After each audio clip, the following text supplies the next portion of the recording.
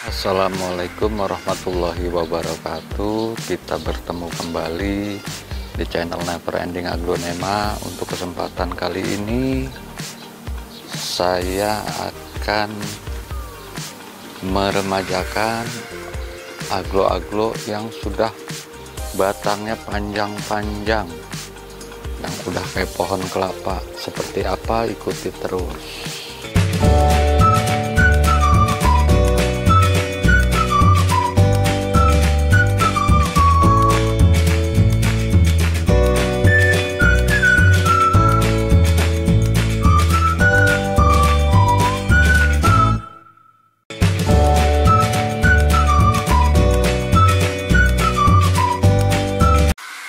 Ini guys, aglo yang udah batangnya panjang ya, yang akan kita eksekusi. Saya di sini akan potong pucuk lagi. Nanti bonggol-bonggol panjangnya ini akan saya batang-batang yang panjangnya ini akan saya cacah. Nah, seperti apa selanjutnya saya akan bongkar untuk pohon ini, karena saya juga nggak tahu, belum tahu kondisi akarnya nih sekarang udah seperti apa. Kita bongkar. Bismillahirrahmanirrahim.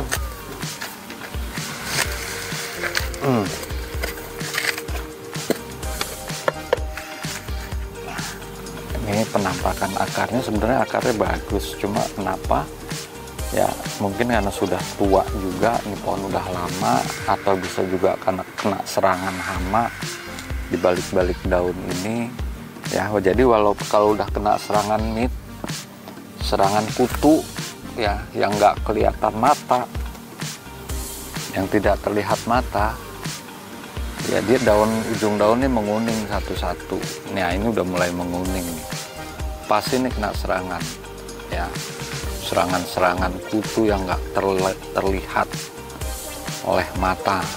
Jadi walaupun akar bagus, akar bagus, tapi daunnya ngerontokin terus. Nah, ini panjang batangnya. Ini nanti saya akan potong. Pertama mulai dari sini saya potong 1, 2, 3, 4, 5, 6, 7, 8, bisa lebih nih ya.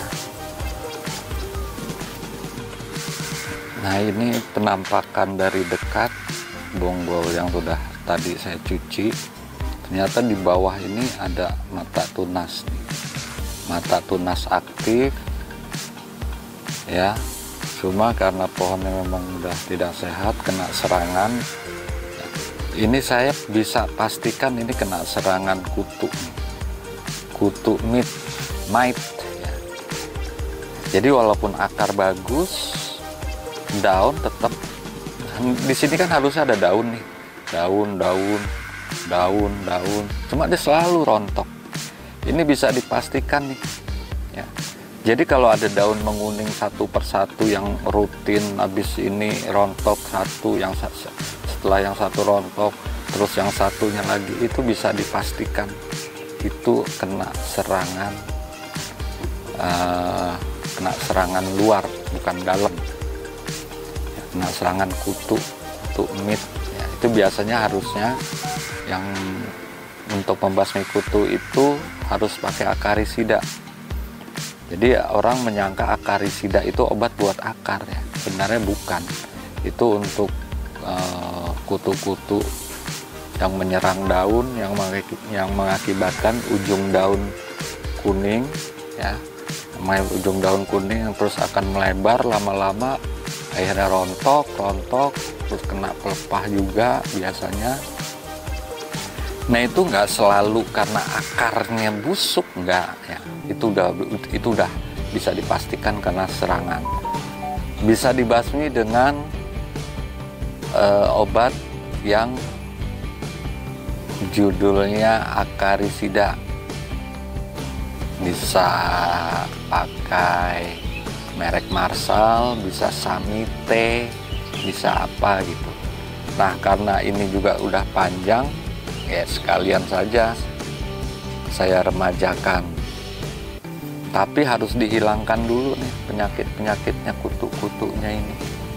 Ya, karena kalau kita nggak hilangkan penyakit-penyakitnya, dia tetap akan menjalar terus sampai ini copot, ini kuning, nih kuning, semua tinggal dua daun, tinggal sedaun.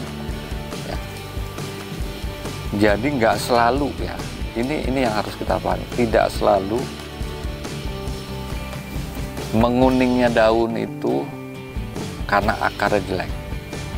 Akar bagus pun kalau dia udah terkena serangan kutu tadi ya, mite namanya itu, mite apa, mite gitu, dia pasti akan rontok satu-satu. Jadi kita harus obatin dulu nih, kita semprotkan dengan akarisida ya. Nanti untuk pembahasan masalah mite kita akan ada episode tersendiri. Untuk yang ini saya akan remajakan ya, sebagaimana tadi saya sudah sampaikan. Saya akan potong di sini ya, di area ini 1, 2, 3, 4, 5, banyak, pokoknya banyak. Kita akan potong di sini. Bismillahirrohmanirrohim. Kita tusuk, puter, patah sendiri ya. Ini, nah yang ini bagaimana dengan yang ini? Yang ini akan kita cacah batang ya. Kita akan cacah batang per 1-2 ruas. Potong, tusuk, puter. Kalau nggak bisa, kalau bisa tanpa dipatahin langsung. Nah, 1,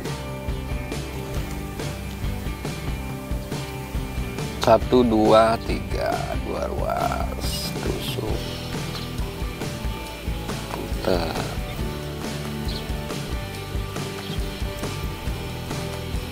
dua, dapat 2, 1, 2,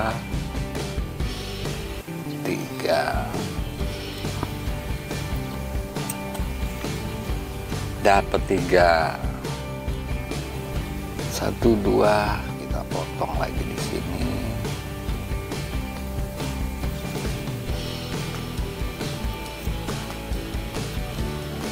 4, kita potong lagi di sini.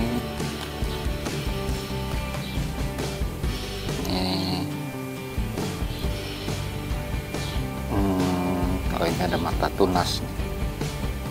Bukan. Nah, kita turun lagi aja. 1, 2. Nah, di sini.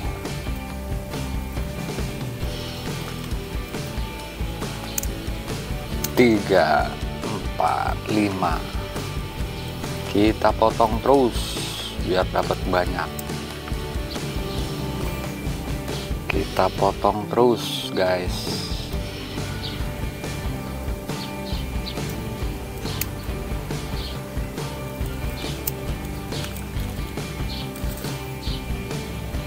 Ini akarnya kita buang aja, nggak fungsi lagi, kita buang akarnya,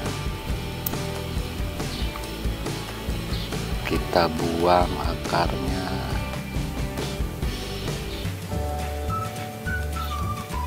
kita buang akarnya lagi, semua aja buang, nggak apa-apa. Akar-akar lamanya nih kita buang-buangin. Kembali.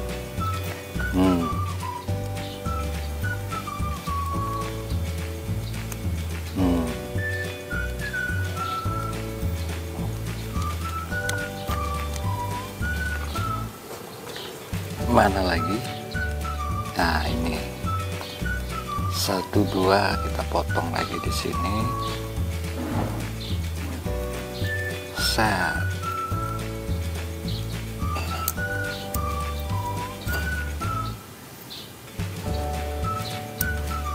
kita buang akar lamanya. Yang kita cari tunasnya.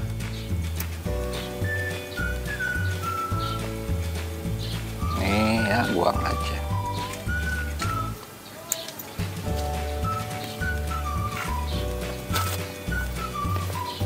Terus kita potong terus. Sini ada 2 mata tunas nih. 1, 2. Nah, kita ambil di sini aja nih. Tengah-tengah. Di antara mata tunas. Hati-hati kena mata tunasnya.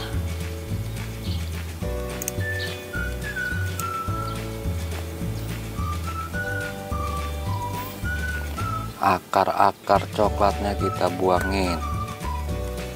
Udah nggak fungsi. Kita buangin saja. Akar-akar coklatnya.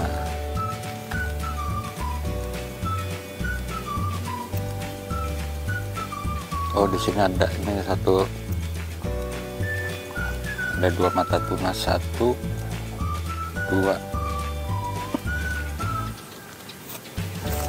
Terakhir, ini dia.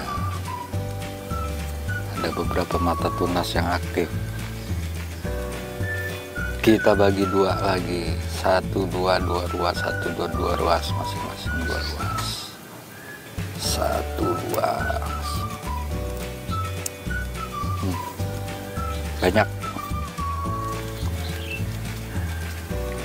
Kita dapat 1, 2, 3, 4, 5, 6, 7, 8, 9, 10 dan 1 apa nih? 1 pucuk. Kita oles dengan betadine untuk semuanya juga. Luka-luka potongnya kita oles dengan betadine.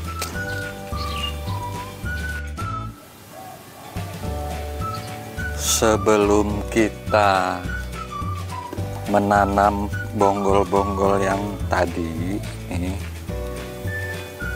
yang ini harus dibebaskan dulu dari jamur-jamur, dari bakteri ya, yang bisa akibatkan nanti jadi lonyot. Ini harus kita bebaskan dulu, kita bersihkan dengan fungisida, dengan bakterisida ya. Saya akan pakai ini ya, obat ini yang fungsinya 3-in-1, yaitu sebagai untuk apa, mencegah jamur, bakteri dan virus ya. Jadi dalam satu paket ini terdapat 10 saset ya. Ini akan saya aplikasikan dengan menggunakan obat ini. Untuk penggunaannya bisa untuk 2 liter, satu saset ini bisa untuk 2 liter ya, untuk pembebasan dari jamur. Kita campurkan air.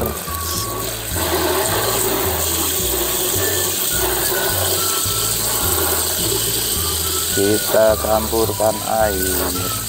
Nanti bonggol-bonggol yang tadi sudah kita potong, kita rendam aja di larutan ini.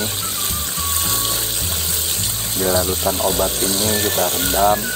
Ini juga bisa untuk misalnya saat repotting ya, pohon-pohon yang mau direpotting sebelum ditanam direndam dulu untuk mengusir jamurnya, mematikan jamur-jamur, bakteri-bakteri yang menempel di pohon. Nah, udah cukup, aduk ya supaya rata. Nah, bonggol-bonggol ini cemplungin aja, langsung taruh di media, biarkan tunggu sampai lebih kurang 15 menit cukup ya, nggak usah lama-lama. Yang penting jamurnya udah pada rontok, bakterinya semuanya pada mati. Rendam aja, tunggu 15 menit. Setelah itu baru, setelah 15 menit baru siap untuk ditanam.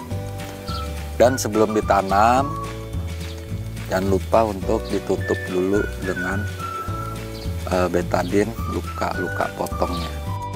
Nah, ini tunggul-tunggul atau bonggol-bonggol yang sudah kita rendam tadi selama 15 menit, dan penutup luka potongannya juga sudah saya tutupi dengan betadine. Jika sudah seperti ini bisa langsung sudah boleh kita tanam. Ya, kita akan tanam. Nah, saya akan tanam massal, teman-teman. Ya, jadi ya dalam satu pot ini saya akan tanam semua bonggol yang ada. Gitu. Selain lebih lebih mudah untuk kontrolnya, juga untuk menghemat tempat, media, dan lain-lain. Cara tanamnya itu dengan cara miring ya. Miring, kita tanam miring, kita susun aja ya. Kita susun sebisanya, kita susun. Sini kita dapat berapa nih ya, kita tanam miring 1 2 3 4 5 6 7 8 potongan. Nah, kalau sudah kita tanam miring seperti ini jangan terkubur semua. Usahakan separuh dari bagiannya saja yang terkubur. Jadi usahakan bonggol-bonggol lainnya yang tertanam itu separuhnya, untuk menghindari juga meminimalisir tingkat kebusukan. Ya, jadi jangan tertanam semua, jangan terkubur semua. Nah, seperti ini ya. Jadi masih kelihatan dan masih bisa berhubungan dengan udara luar, untuk menghindari, meminimalisir kebusukan bonggol. Jika sudah seperti ini, biasanya saya nggak langsung siram ya, biarkan dia beradaptasi dulu. Saya nggak langsung siram, besoknya baru akan saya siram gitu. Tapi dia sudah berada di media yang dia akan tumbuh, biarkan saja. Baru setelah keesokan harinya akan saya siram, karena supaya pertama dia bonggol tadi dapat beradaptasi, yang kedua supaya larutan-larutan bakterisidanya nggak hilang dulu ya. Biarkan saja seperti ini, baru setelah 1 hari kita siram. Jadi kalau langsung kita siram, kalau saya perhitungannya adalah bakterisidanya nanti, fungisidanya nanti akan luntur, sama yang kedua kasih kesempatan dia untuk beradaptasi dulu.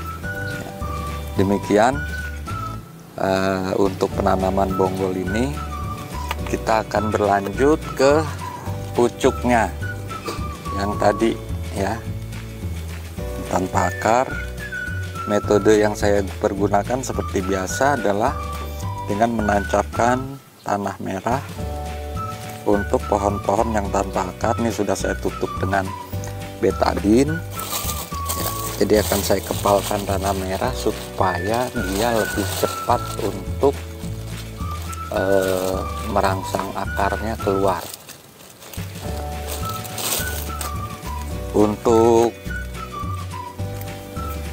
tanah merah ini ya berikan saja secukupnya. Pastikan semua bagian batangnya tertutup. Semua bagian batang tertutup. Ini cara yang sering saya tempuh karena Dengan cara ini tingkat keberhasilannya di tempat saya nih bisa dibilang 90% jadi. Oke, kita bisa langsung tanam.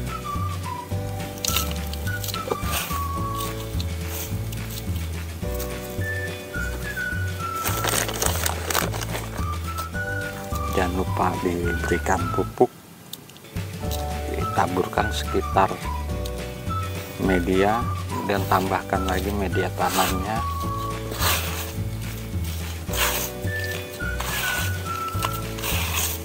Nah, ini tinggal nanti disiram sampai ngocor, sampai air buangannya putih, sampai bersih lagi ya. Kita udah tanam. Jadi kalau ada istilah aglonema adalah pohon yang nggak pernah tua, ya betul. Karena menjelang umurnya udah tua, kita potong lagi, kita remajakan lagi. Jadi aglo itu pohon yang tidak pernah tua, beda dengan pohon-pohon kelapa misalnya kan. Ya dia ya menua gitu, nggak bisa untuk diremajakan lagi, kelapa, sawit dan lain-lain. Ya, tapi kalau aglo pohon yang tidak pernah tua, selalu bisa diremajakan. Nah, ini tinggal kita siram saja. Demikian teman-teman, terima kasih atas atensinya. Semoga bermanfaat. Assalamualaikum warahmatullahi wabarakatuh.